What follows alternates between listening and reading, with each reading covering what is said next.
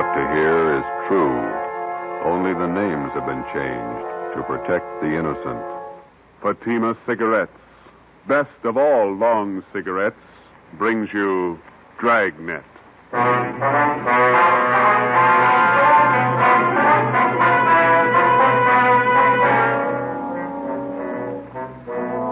You're a detective sergeant.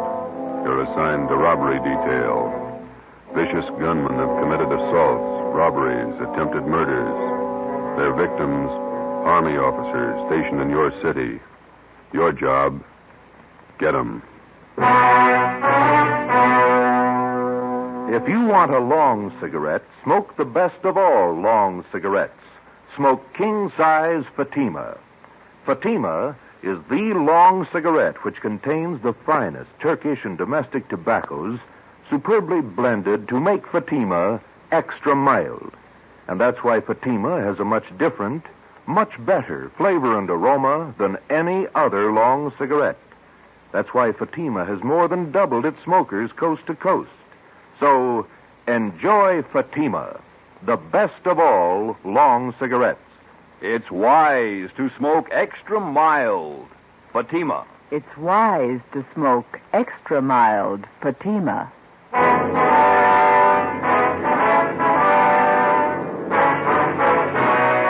Dragnet, the documented drama of an actual crime. For the next 30 minutes, in cooperation with the Los Angeles Police Department, you will travel step by step on the side of the law through an actual case from official police files.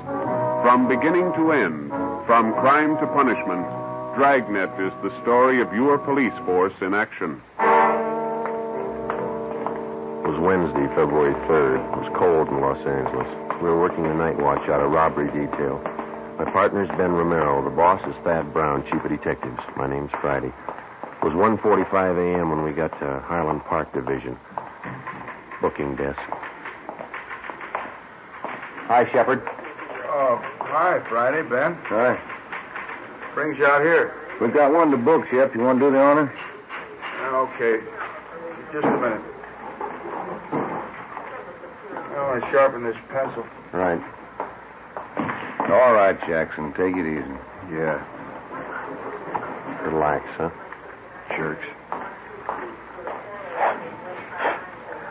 Okay. Yeah, let me get a new form in the machine. All right, what's your name? Roy Jackson. Address? 414 Alabama Street. Age? 23. Location of arrest? 1730 West Hill, the old Ranger Tavern. Ranger Tavern. Time of arrest? 11:25 p.m. Charge? Suspicion 211 PC. PC. Come on. Let's get this over with. Hey, you got lots of time. Let's check your property. All right, Jackson, everything out of your pockets. Put them on the desk.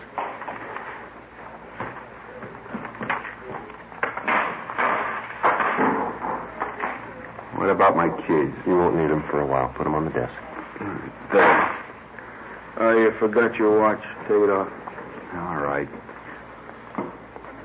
Yeah, that ring, too. Yeah. That everything? I'll shake him down. Yeah, that's everything. Okay, let me list it here. 1 brown man's wallet. Contents. I'll call them off to you, huh? Okay. 1 black pocket comb. Pocket comb. You got that? 1 keychain and ring with 2 5 keys. Good luck charm on it. 5 keys. Good luck, chum, yeah. Let's see, is $11.63 in cash. 11.63. 1 man's wristwatch, Waltham. 1 man's ring. You got that? Yeah. Yellow metal, the ring. Ring. And a white stone. It's a diamond ring. That's gold. 1 man's fountain pen. Fountain pen. That's it. Yeah, okay. Just put all the stuff in the envelope.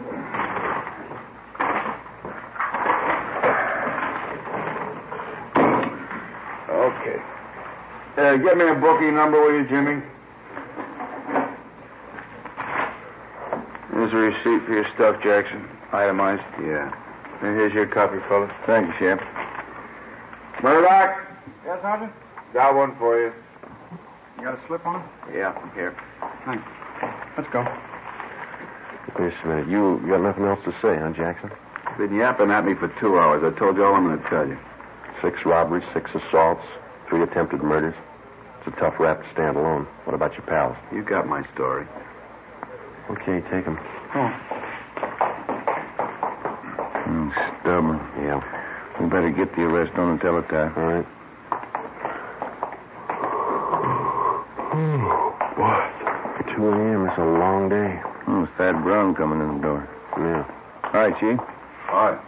What are you doing out here this time of the morning? On my way home, but I dropped by and called the office. Forgot something.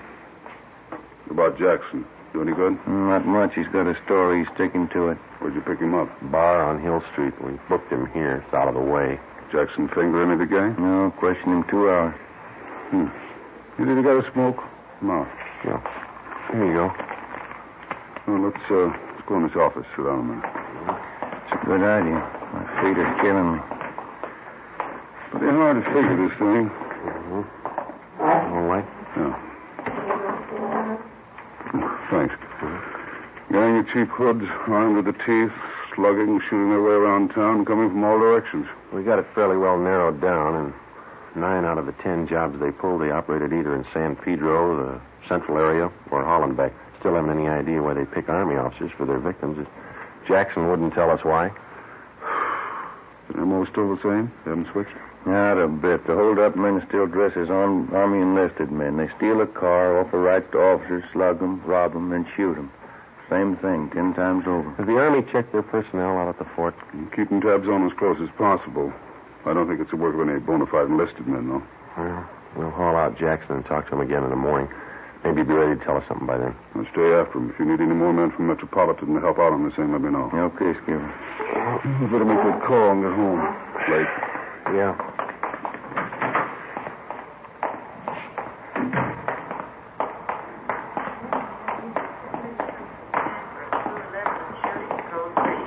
Attention, all units, code 3. What was it, code 3, Chef? 31st and Stafford, 211 and shooting.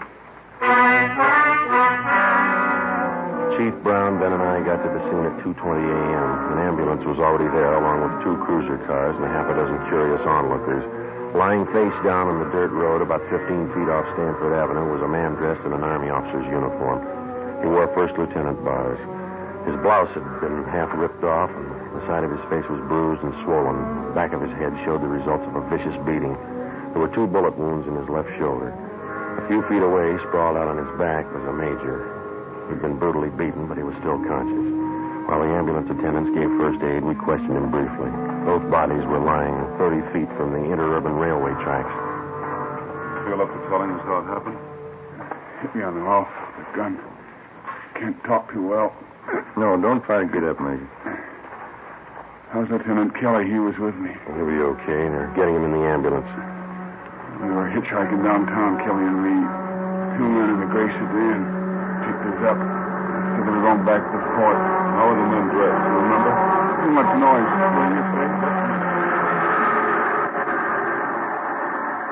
What was that? The PE train going by. Now, can you tell us about it? Enlisted men. One is a tech sergeant, another private. He said they'd drive us back to the fort in a gray sedan Pontiac. Excuse me, Sergeant. Oh, sure. I'll have to take care of those face wounds. You can go ahead. Okay. Did you see the license number on their car? Too dark now. Gray sedan. Pulled guns, stopped the car here. Took our money, everything. This'll sting a little. Yeah, it's good. You think you'd recognize the men if you saw them again? One was tall, 6'2", I guess. Think I know. They shot Kelly. He tried to run. They shot him. How is he? He's okay. Is there anything else you can tell us about the men? Ambulance is ready. I'll take him. We can talk to him later. All right, Rob. Yeah.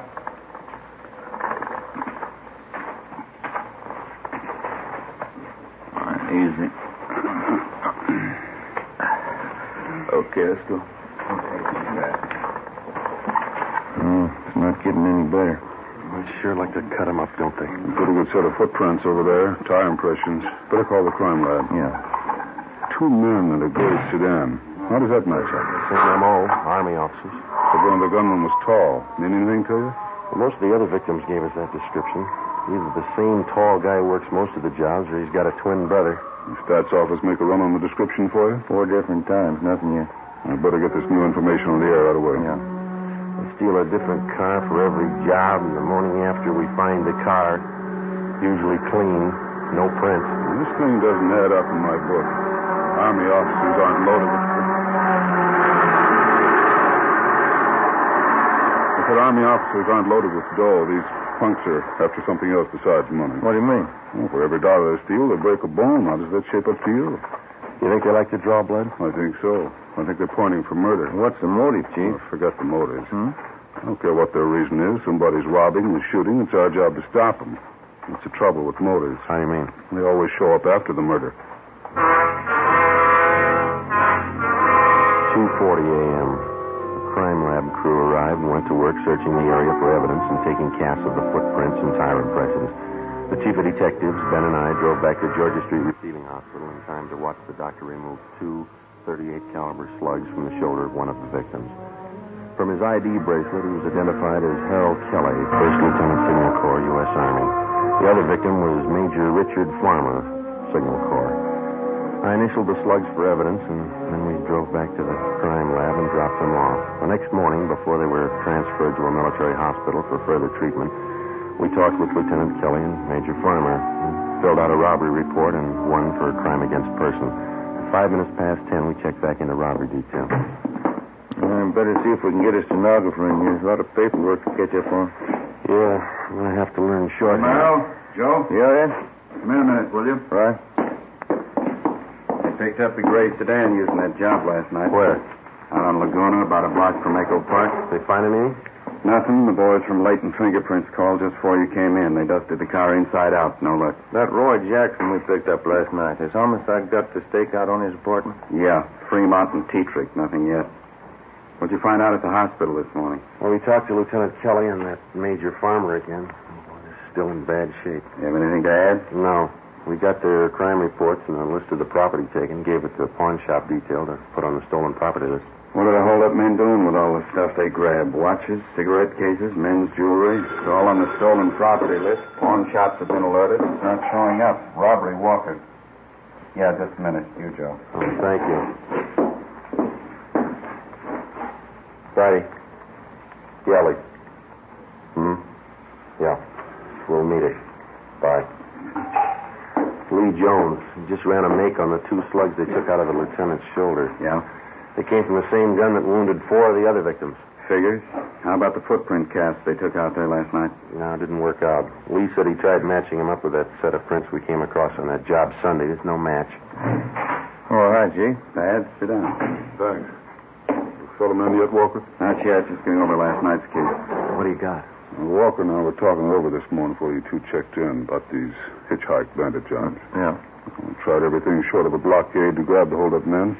It's obvious it's not working. How about the Army brass? They're doing all they can already. It's up to us. We're going to need more men and better coverage. What are you figuring on? System decoys planted around the city and every area these hitchhike bandits have been operating in. Doesn't take a lot of men, isn't it? Be worth it if it pays off. About 50 or 60 men should do it. They'll be dressed as second lieutenants all the way up to colonels. They'll travel in pairs. They're going to bunk out at the fort? If we can arrange it, yeah. They'll be instructed to hitchhike their way around town. Bulk of them will operate between 8 p.m. and 6 a.m. What kind of support they going to have? You men in robbery and homicide. I'll have a special detail of cars from Metropolitan Unit to help cover the unprotected spots. When does it start? Tonight. No use waiting. You fellas might as well pass the word down the line. No time off till the gang's locked up. Okay. We got to get those punks and get them fast. We got the men and the machinery, so there's no reason for not stopping them. No excuses. Understood? Yes, sir. Excuse me. Robbery, Walker. Oh, hello, dear. Yeah, I know, but I can't make you that. Let's go, Joe. No. We'll have to. You just go right ahead, and I'll have to explain things I get. Here. What's that? A nickel. Call yours. 8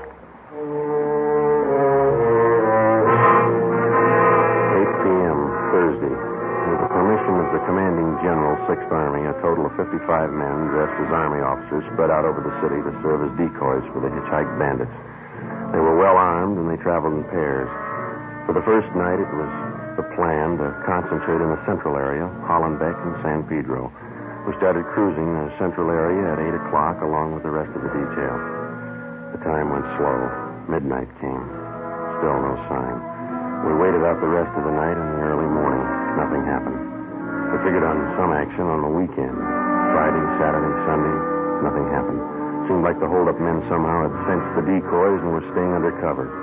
Monday night, February the 8th, same thing all over again. 3 a.m. came and went. No sign. I'm kind of hungry. You want a hot dog? We can eat them in the car. No, you go ahead. Maybe a bag of potato chips. You want to see if they got them? Okay. I'll be right back. Yes, sir. Want a hot dog? One. And give me a bag of those potato chips there, too, will you please? Okay. You want everything on that hot dog? Everything but relish. What's the matter? You don't like relish? No. Okay. Joe, come on. Hustle. You can skip that hot dog, Mac. What is it? Just came in. Catch the repeat. Attention all units. Attention all units. The vicinity of Washington, Figueroa, a shooting for the police and an dispatch. Okay, hit the siren. Let's move.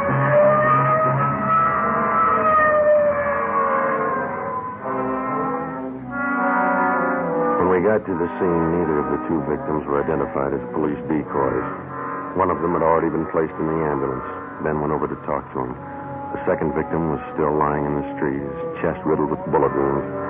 Two figures bent over him, an ambulance attendant and a priest. Oh, that heavenly Jerusalem where God shall wipe away the tears from your eyes, where there shall be no more sorrow, no more sickness, no more death, where you will live forever in possession of that happiness which the eye hath not seen nor the ear hath heard, neither hath it entered into the heart of man what things God hath prepared for them that love him. Same set up, Joe. Hitchhike game. Yeah. Other victim can't help us much. How about this man? Now, wait a In minute. the name of the Father, and of the Son, and of the Holy Ghost. Amen. There's your answer.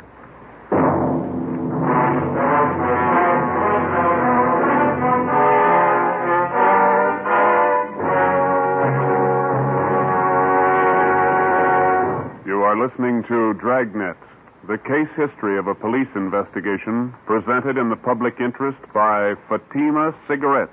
If you smoke a long cigarette, it will be in your interest to listen to a typical case history of a Fatima smoker. It's the case of Miss Shirley Gelman, trained nurse in the city of Los Angeles, California, and this is her actual signed statement. Hospitals are short-handed these days, and nurses are working under pressure. I found king-size Fatima just perfect when I'm off duty. They're extra mild, and even in the wee hours of the morning, Fatima tastes just fine. I urge all my friends to buy them. I agree, it's wise to smoke extra mild Fatima. And more smokers are discovering this every day. Actual figures show Fatima has more than doubled its smokers coast to coast. So enjoy Fatima yourself. The long cigarette, which contains the finest Turkish and domestic tobaccos, superbly blended to make it extra mild. You will prefer Fatima's much different, much better flavor. You will agree. It's wise to smoke extra mild Fatima. It's wise to smoke extra mild Fatima. The best of all long cigarettes.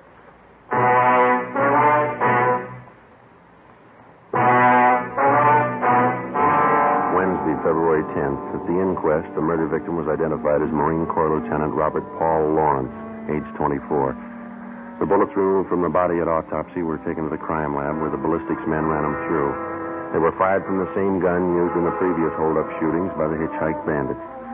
The companion of the victim at the time of his murder could add little to what we already knew as far as the descriptions of the gunmen were concerned.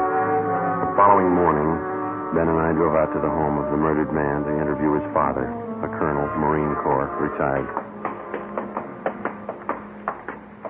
Black wreath on the door. Yeah. It's a big house, isn't it? Mm-hmm.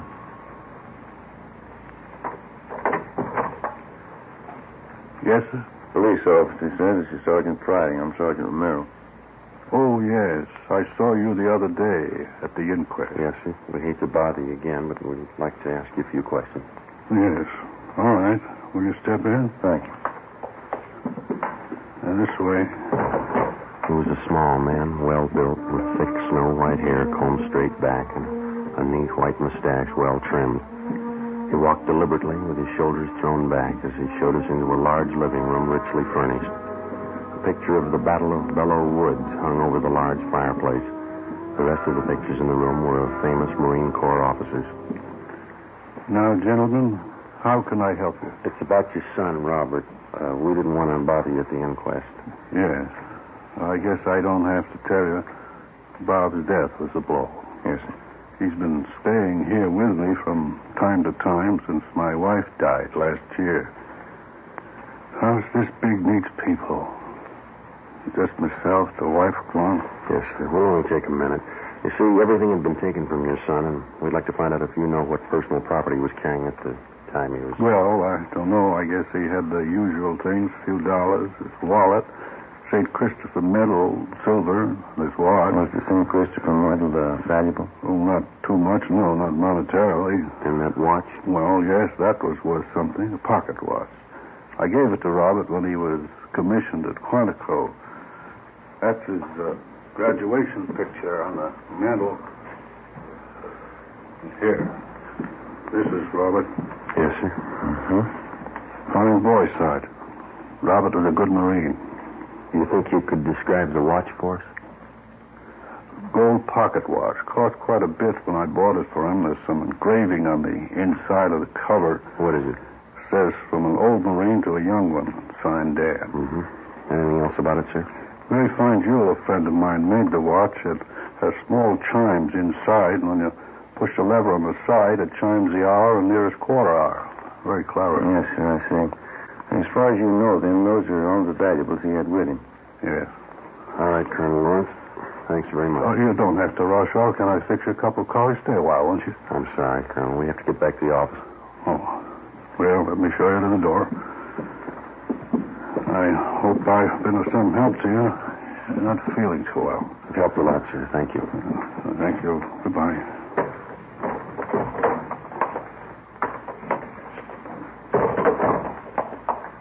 Nice home. Yeah. Beautiful furniture. Everything a man could want. Except the sun.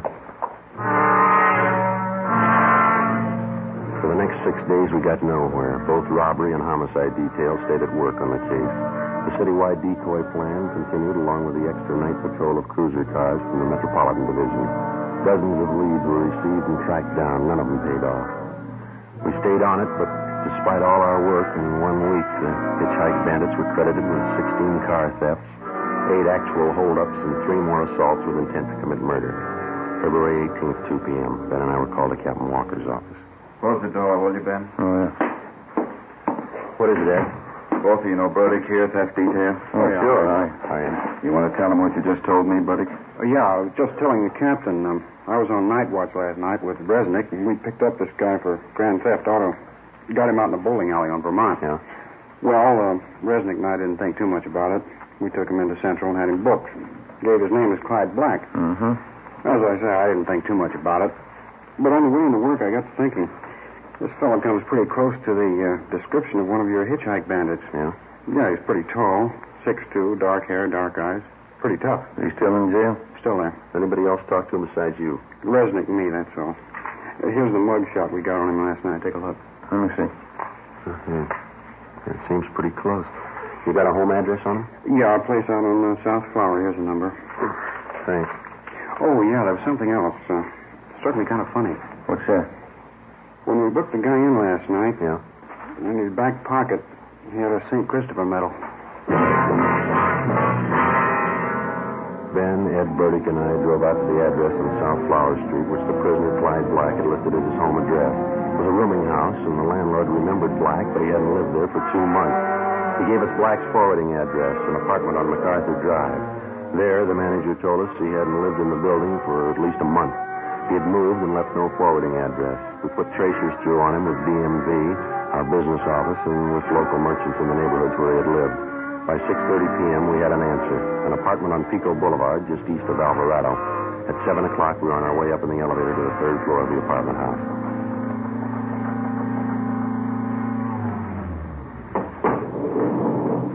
Number 307. Must be down this way. Come on.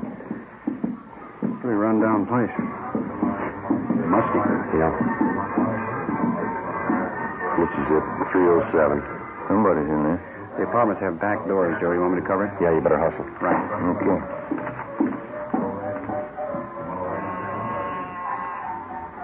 Stop talking. Yeah, what is it? Mailman, registered letter. Okay. Give me. Police officers. Move your guys. Hands up, Joe. Hey, they're going out the back, Ben. Watch it. Verdict got him stopped out back. All right, you now cut it. Let me go you. That's one of them. One more, Joe, here. There were three. All right, let's go inside. Come on. Yeah. That's all of them. Watch them, will you, Bertie? Yeah. All right, let's look around, huh? Yeah.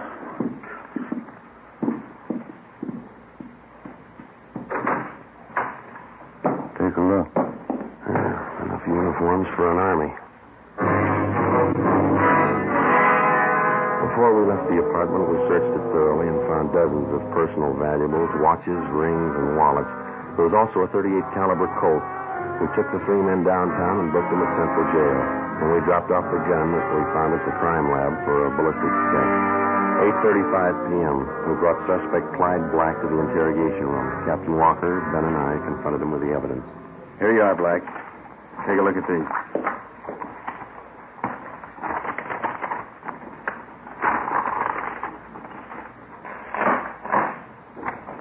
Well, they're not mine. We know that. Never saw them before. Watches, jewelry, wallets, they were found in your apartment, all of them. They weren't. Take a close look. Auto theft, that's all you got me on. Yeah. I won them. I won the stuff in the crap game. You must be lucky. Crap game, I tell you. That's how I got it, in the crap game. Why not do it easy, Black? Let's call a stenographer and get it over with. How much evidence do you want? I didn't do it. I get it. Interrogation room Friday. Yeah. All of them? Fine. Thank you. The gun, Black, they checked it. I didn't do it. Your gun killed that Marine. Your prints are all over it. It was one of the other guys, Max. Max, it was him. Him and Johnny. You ready to dictate a statement? Put them on the file. Why me? You talk to Max. Talk to Johnny. Ed, hand me that, will you? Yeah. Here. Thanks. We got this watch out of your apartment, too, Black. Where'd you get this? Which? This one right here, the pocket watch. I don't know. Don't tell us you won it in the crap game. It's not mine. I never saw it before. Beautiful watch. It's engraving on the inside cover. Yeah, look here. From an old Marine to a young one. It's not mine. Let me show you how it works. Push this lever here, see, on the side?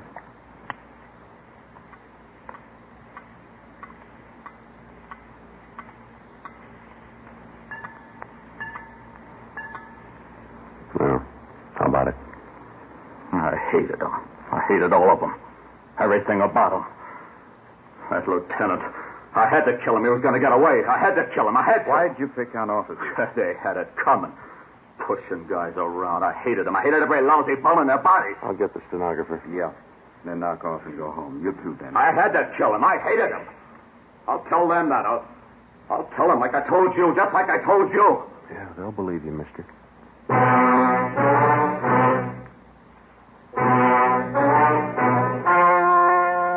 The story you have just heard was true. Only the names were changed to protect the innocent. On June 17th, trial was held in Superior Court, Department 87, City and County of Los Angeles, State of California. In a moment, the results of that trial. It's amazing how many long cigarette smokers are changing to Fatima. Here is the actual report. From coast to coast, king-size Fatima has more than doubled its smokers. Yes, more and more smokers every day are discovering that Fatima is the best of all long cigarettes. Long cigarette smokers find Fatima has a much different, much better flavor and aroma. Long cigarette smokers find that Fatima is extra mild because it's the long cigarette which contains the finest Turkish and domestic tobaccos superbly blended to make it extra mild. So enjoy extra mild Fatima, best of all long cigarettes. It's wise to smoke extra mild Fatima. It's wise to smoke extra mild Fatima.